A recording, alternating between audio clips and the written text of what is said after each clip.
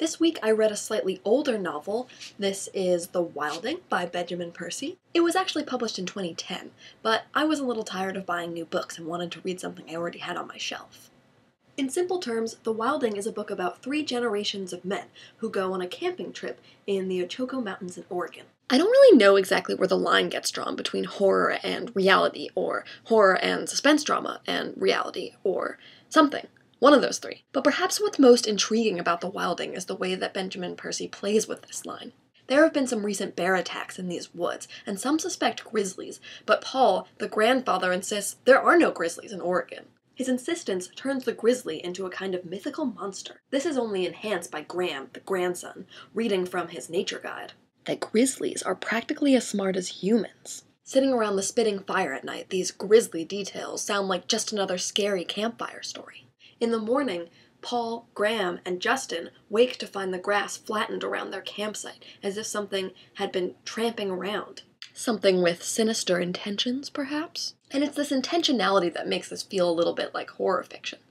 Something out there has chosen to wait for a better moment to strike. Back home, Justin's wife, and Graham's mother, of course, is under the gaze of her own set of prowlers. One man is trying to win her with his masculine bravado, and the other is not so right in the head, and has been stalking her. Yes, this is a book about fear and power and the relationship between fear and power. Still, the line between hunter and hunted can be blurry at times.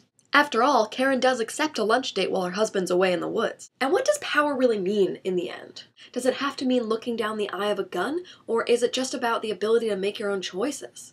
What about these mountains? They're tearing down this forest to build more upscale housing, but Paul seems to think that nature will have her way in the end, no matter how many forests we tear down. And it's questions about nature that lead us back to the title. What does it mean to be wild or in the wild? Is it just not having cell reception? Or is it about being alone in the presence of something bigger than you are that maybe you don't fully understand?